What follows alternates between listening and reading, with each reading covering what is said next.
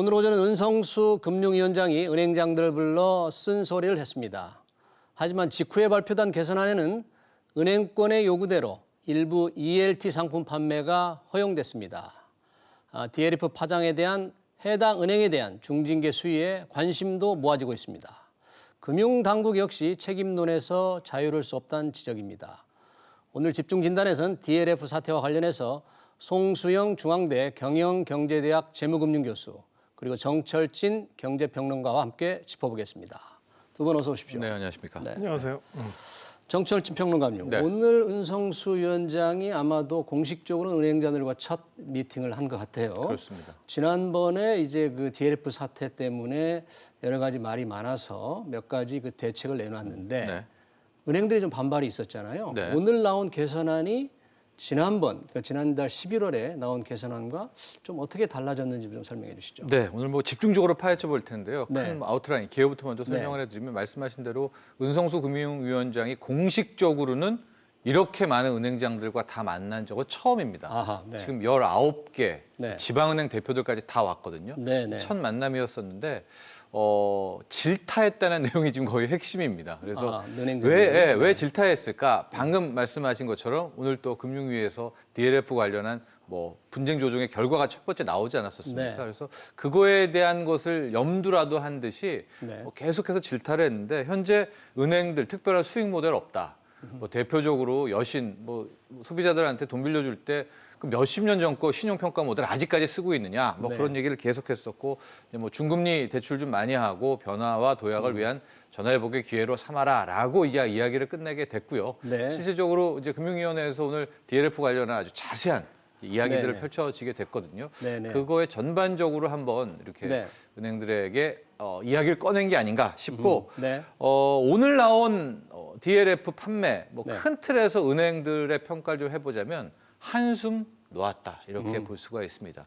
은행의 요구가 받아들여졌다 뭐 그런 그렇죠. 거죠. 네. 뭐 조금 이따 하나씩 보겠지만은 네. 은행 입장에서는 DLF죠. 파생 결합증권 상품도 중요하지만 ELS, 이 주가지수 연계지수 이 신탁 상품이 정말 부피가 크거든요. 네. 규모가. 이것은 일단은 판매할 수 있는 쪽으로 가닥을 잡았기 때문에 네네. 은행장들 뭐 처음엔 좀 혼났지만 네네. 질탄 받았지만 조건부 허용이라는 뭐 한숨 돌렸다는 평가가 지배적입니다. 네네. 네, 송 교수님, 지금 네. 우리 정철진 평론가님이 자세히 설명을 했는데 은행 신탁에서 ELS를 담은 이제 신탁을 지난달에는 금지하려다가 이번에 다시 허용을 했거든요. 네. 결국은 이 문제가 투자자 보호에 별 문제가 없다고 판단한 겁니까? 어떻게 평가를 하세요? 다시 허용을 하기로 바꾼 것은. 예, 일단은 뭐 ELT라고 이제 네. 우리가 얘기를 하게 되는데 주가 지수가 됐던 뭐 주식 개별 주식이 됐건 거기에 그것이 변동하는 거에 따라서 이제 네. 소위 투자하는 분들한테는 트러스트 신탁 계정을 제공해서 신탁의 형태로 들어와서 그다음에 성과를 내 가지고 그거를 이제 나중에 돌려주는 네. 이익을 돌려주는 건데요. 이것이 이제 문제가 됐던 부분이 이게 40조 규모까지 네. 86년도에는 사실 해외에서도 좀 걱정을 할 정도로 86조 7천억 정도까지 우리나라가 ELS 관련된 네. 상품을 출시했습니다. 그 얘기는 이제 그 중에서도 이번에 문제가 된 거는 이제 그 40조 규모가 이 이제 트러스트 신탁 계정의 형태를 띠고 있지만은 소위 주가 지수나 주식이라든지 아는 다른 뭐 네네. 투자 연계 상품에다가 이어서 이제 썼는데요. 네. 이게 이제 40조 규모가 되는데 이 중에서도 이제 3호가 있고 공모가 형식적으로는 있습니다. 네. 근데 3호가 대부분이고요. 네네. 공모는 적은데 이 부분을 이제 금융위원회에서 이제 고난도 위험 금융 상품이라는 걸로 이제 딱 명명을 해버리게 되면 투자 위험이 높은 금융상품. 네, 그렇게 되면 아무래도 소비자들이나 금융 상품에 투자하려는 사람들이 전부 다 빠져나간다.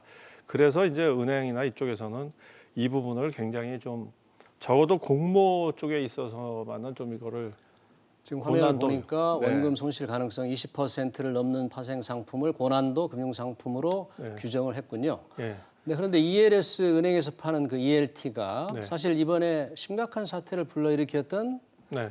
DLF와 큰 차이가 있습니까 없습니까? 네, 사실은 뭐 성격적으로 봐서 네. 큰 차이가 없는데요. 네. 거기서 우리가 ELS, ELT, DLF 뭐 이렇게 돼 있을 때 L이라는 거는 항상 링크드라는 것으로 연계돼 있다는 것을 네. 그건 고정 상수입니다. 네네. 근데 뒤쪽에 마지막에 있는 뒤쪽에 있는 알파벳 글자는 뭘 나타내는가 하면 네. 이거를 투자 고객들한테 팔려고 할 때 채권 형태로 팔든 아니면 계좌 아니면 양도성 예금 증서 네. 아니면은 이거를 뭐 주식 그러니까 그 자체의 주식이죠.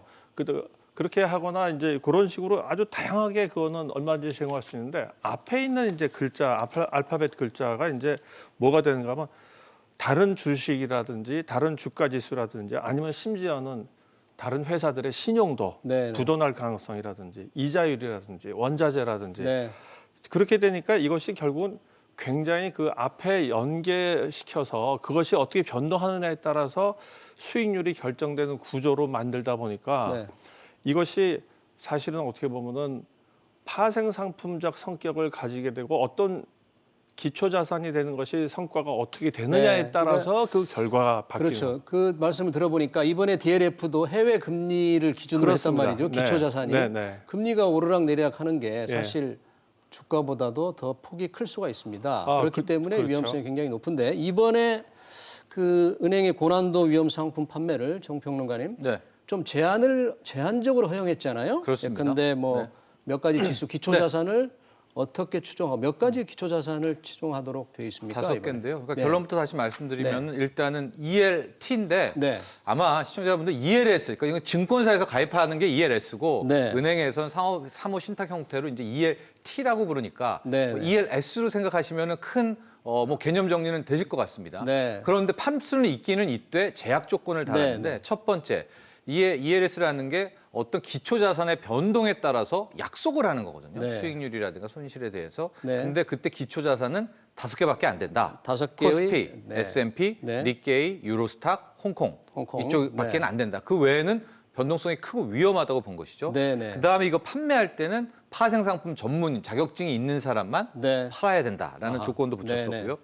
또 하나가 이제 녹취 숙려 제도 같은 것들이 기존에는 고령엔 필수가 붙어 있고 네. 일반 고객에는 이게 필수는 아니거든요. 네. 근데 아까 말한 것처럼 뭐 설명하고 나서 좀 생각해 보세요라는 숙려 기간이라든가 녹취라든가 이게 전 고객으로 한해서 네. 이 상품을 팔 때는 무조건적으로 해야 된다라는 뭐 상당히 많은 좀 제약을 거쳤고 또 하나가 발행 액수 있지 않습니까? 발행 액수. 네, 이거는 기존에 발행한 액수를 넘지 못하게 네. 약간 애매하고 볼멘 소리가 나올 수 있을 텐데 그래도 오늘 은행 반응들이 전반적으로 괜찮았던 게 이거 못 팔 줄 알았거든요. 근데 어쨌든 팔기는 팔게 되니까 저게 42조, 43조인데 뭐 진짜 기계적으로 수수료 1%라고만 해도 4천억짜리입니다. 근데 그러니까, 판매량을 이제 아까 말씀하신 대로 지난 11월만 현재 잔고로 묶어둔다 그러면 네. 영업을 더 해서 늘리고 싶은 사람들 또 그렇죠. 그게 수익이 좀 될 것 같으니까 가입하고 싶은 투자자들은 한도를 못 넘으니까 네. 실질적으로는 더 가입하기 어렵게 되는데 그렇죠. 네. 그러나 은행 입장에선 이렇게 한산을 넘고 나면 네. 그다음에 좀 잠잠할 때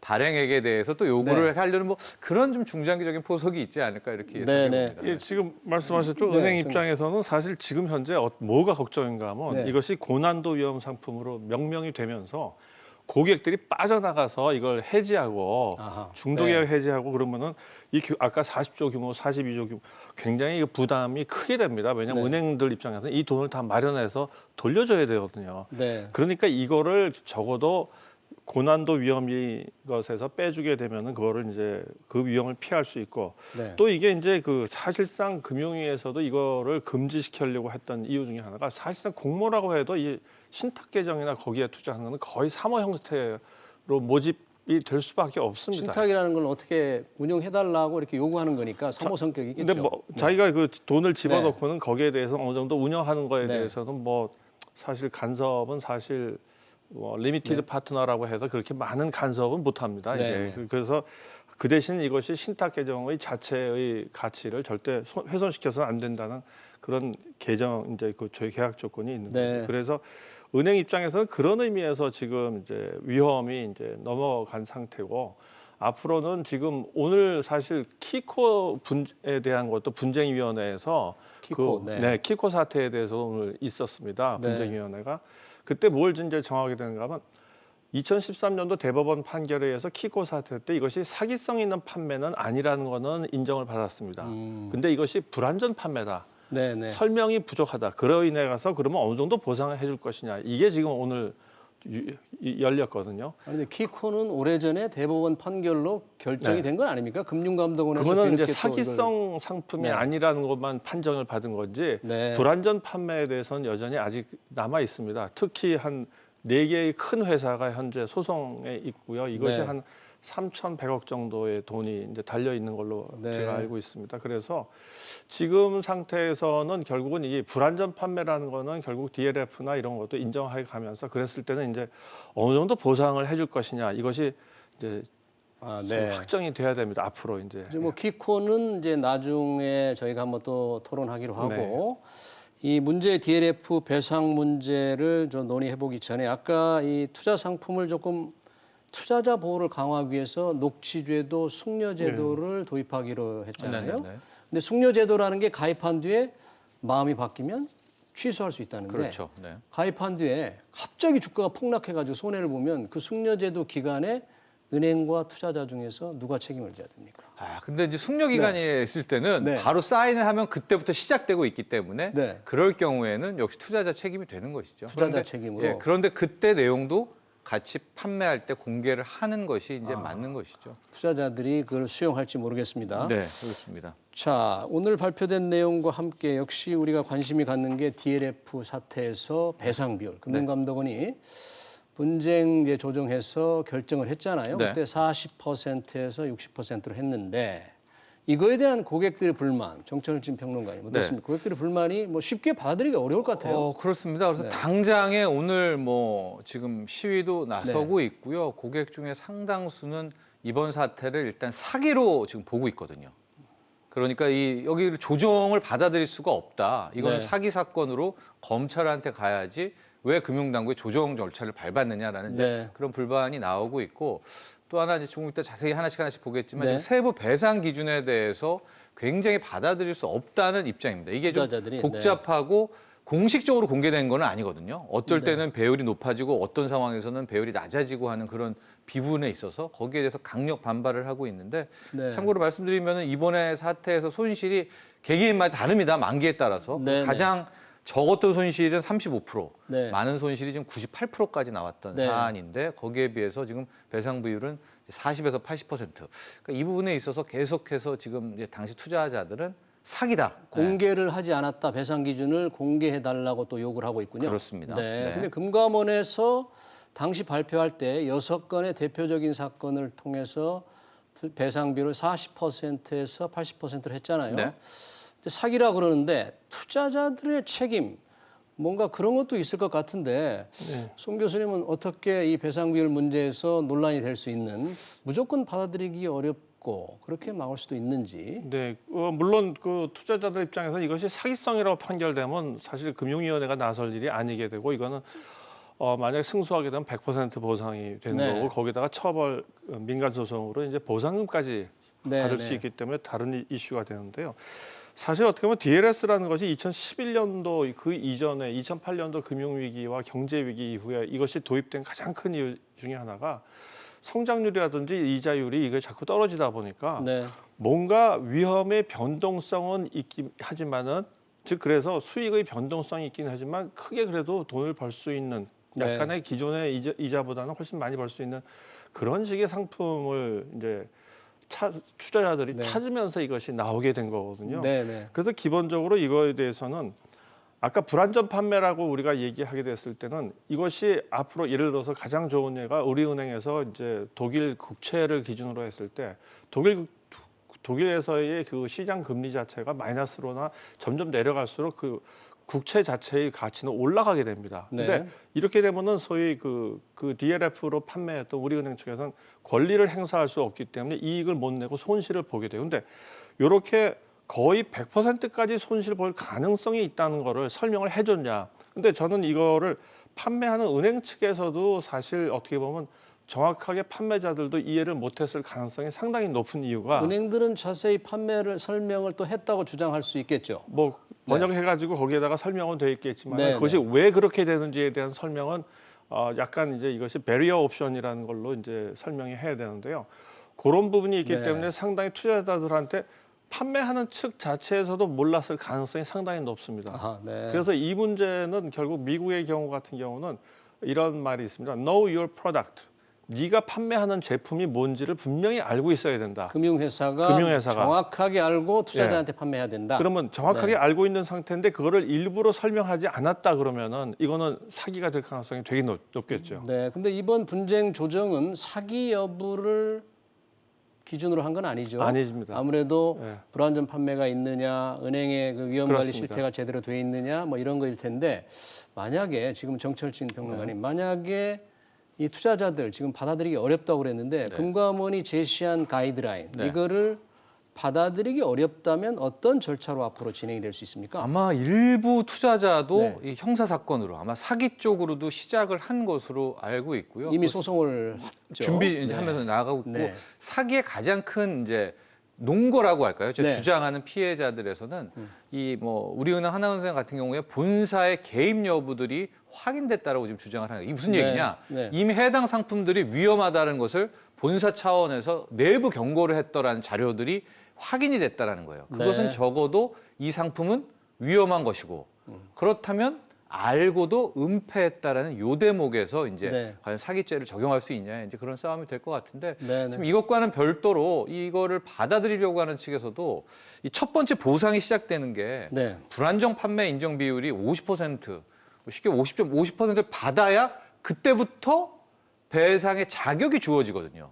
근데 네. 이 불안정 판매 인정 비율 50%라는 게 뭐며 그러면 어떤 사람 경우에는 불안정 판매로 돼 있지만 네. 어떤 투자자는 인정 못 받으면 아예 이번에 배상에서 빠져버립니다. 네, 네. 그러니까 여기서부터 되는 반발. 그 다음에 이제 불안정 판매 비율 50%를 넘고 나서도 어떠한 경우에는 막 이 보상이 늘어나서 80%까지 가고 또 어떠한 경우에 또 깎습니다. 네. 뭐 과거에 ELS 한 10번 투자해본 경우가 네. 있다 그러면 또한 10점 깎고 막 이런 거예요. 아마 투자자들 중에서도 과거 투자 경험이 있는 네. 베테랑 투자자들도 있을 거예요. 그분들은 네. 아예 못 넘었을 거예요. 그러니까 조건에도 못 들어왔을 겁니다. 아, 불안정. 네네. 그것 때문에 그러니까 그런 분들은 그런 배상률이 분들이 낮겠죠. 맞습니다. 네. 그런 분들은 이제 사기 쪽으로 아마 갈 가능성이 높겠죠. 네, 네.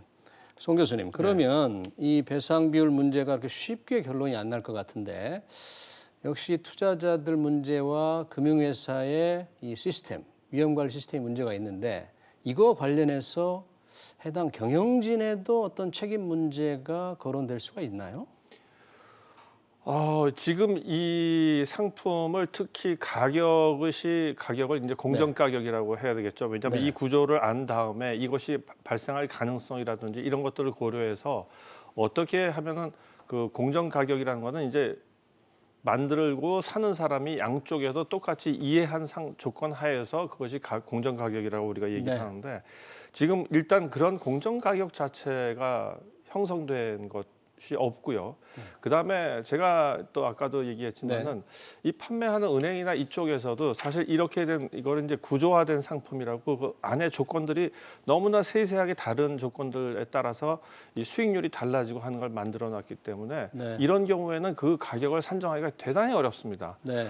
그러니까는 이거를 판매하는 측에서도 그거를 완전히 이해했다. 경영진에서 이해했다.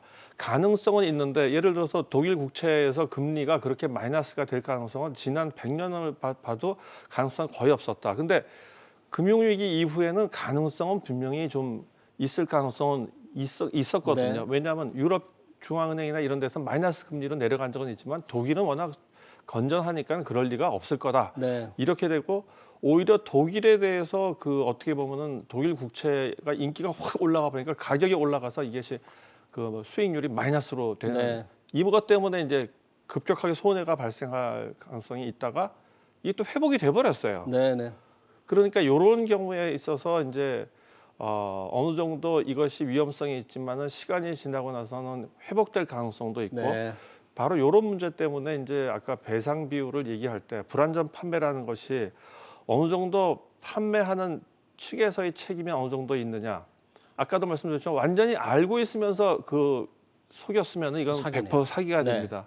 근데 사실 잘 모르는 상태에서는 이쪽에서도 미안하지만 우리도 이거에 대해서 참 설명할 그게 자신이 없었고 그다음에 이쪽 구입하는 측에서도 완전히 나는 ELS고 뭐고 DLF고 이거 생전 처음 들어보지도 못했지만 이거는 뭐 양도성 예금 증서와 다름없답니다. 이렇게 얘기를 했으면 이거는 이제 완전히 그 사기성에 가까운 게 되겠지만 그 부분에 있어서 아주 세밀한 부분에서 서로 그 차이가 많이 날 수가 있어요. 이것 때문에 법적 공방이 결국 벌어지고 상당한 그 결론이 나오기까지는 상당한 시간이 필요하겠네요. 아 그렇죠. 그리고 네. 이게는 오히려 사기성이라고 주장하는 측에서는 정말로 사기라는 거를 입증해야 되는 책이 네. 그쪽에 있기 때문에 네. 굉장히 어렵습니다. 그래서 사실 키코 사태 같은 경우도 사실 상당히 그 사기성에 있어서는 네. 좋지만은 이제 불안전 판매 쪽에서 이제 그쪽으로 분쟁 조정위원회로 간 거죠. 예. 네, 정철진 평론가님. 네. 방금 이제 그 배상 비율 문제가 결국 참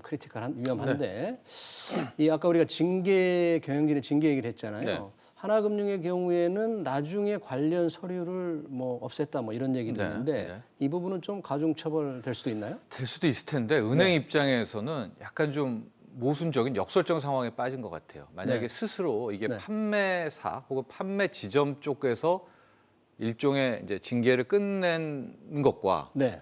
그 본사에 뭐 누구까지 이제 개입되는 건데 이게 네. 왜 제가 무수고 역설적이라고 얘기를 네. 했냐면 만에 하나 본사의 뭐 경영진 뭐 해당 상품의 최고 임원까지도 중징계를 했다라고 하면 네. 이것은 결국 무슨 의미냐? 네. 해당 은행의 잘못을 스스로 또 인정하는 거 아니겠습니까? 네, 네. 그러니까 사기 사건으로 소송했던 부분들을 고발하지만 은행 스스로도 저렇게 임원급까지도 중징계를 했다라는 근거를 댈 테니까 은행은 제가 조심스럽게 예측하면 최대한 뭐 핵심 임원급의 중징계는 늦추고 일단은 판매사 쪽, 판매 쪽 직원을 먼저 좀 네. 처벌하는 일종의 꼬리 자르기부터 먼저 시작하지 않을까 이렇게 좀 예측을 해봅니다. 네, 오늘 발표한 내용 중에서 이제 배상 비율 말고도 사모펀드의 최소 투자 단위를 1억 원에서 3억 원으로 올리는 게 나왔거든요. 원래는 이게 5억 원에서 1억 원 낮춰졌는데 거꾸로 가는 것 같은데 이거에 대해서 송 교수님 어떻게 평가하십니까? 저희가 그 사모펀드를 참여하는 사람들을 좀 네. 늘리려고 사실 그렇게 1억으로 글쎄요, 네. 낮춘 거고요. 그다음에 3억으로 지금 가는 거는 그 위험을 충분히 알고 그다음에 그 여력이 있는 사람들이 사모펀드라는 거는 사실 들어가야죠. 네, 그리고 사모펀드에 들어간다는 거는 일종의 그 손실을 뭐 무한 책임은 아니지만 당연히 자기가 투자한 돈에 있어서 어느 정도 원금이 어느 정도 보장되는 수준이 있을 수는 있긴 하겠지만 물론 네. 투자하는 그 운영진에 따라서 달라집니다. 하지만은 적어도 그 사모펀드에 들어가는 사람들은 적어도 재산도 충분히 있거나 아니면 그다음에 그 위험을 충분히 인식하고 그러면서 그런 사람들이 들어가야지 1억 정도로 낮췄을 경우에는 오히려 또 대출을 받아가지고 들어가는 경우에는 네. 이게 유동성 부족으로 인해서 사실 뱅크런 사태가 발생하듯이 사모펀드 런도 발생을 잘 하거든요. 그런데 정철진 평론가님, 뭐 3억 원으로 올리는 게 투자자 보호를 위해서 필요한 측면도 있지만 거액 자산가들만 사모펀드에 가입해서 좋은 투자 기회를 얻는 건 아닌가. 그런 불평도 좀 불만도 있을 것 같아요. 그래서 개인적으로 좀 아쉽습니다. 네. 왜냐하면 5억 원에서 1억 원으로 낮췄을 네, 때 네. 그 논리가 현재 공모와 사모, 네. 사모펀드에 더 뭐 꼭 그렇진 않지만 신경을 네. 더 쓴다거나 네. 더 뛰어난 우리가 운용의 혜택을 서비스를 받을 것으로 예측이 되는 거거든요. 근데 네, 그걸 네. 이제 1억을 다시 이번에 3억으로 상향 조정을 했는데 네. 그런 건 이런 거죠. 한 계좌에 3억 정도 할 사람은 돈이 많으니까 네. 손실 좀 봐도 뭐 된다라는 건데 알겠습니다. 기회 상실의 측면도 봐야 될 것 같습니다. 네, 알겠습니다. 자, 오늘 이 문제 금감원의 발표를 놓고 우리 정철진 평론가님 그리고 송수영 교수님 고맙습니다. 네, 맞습니다.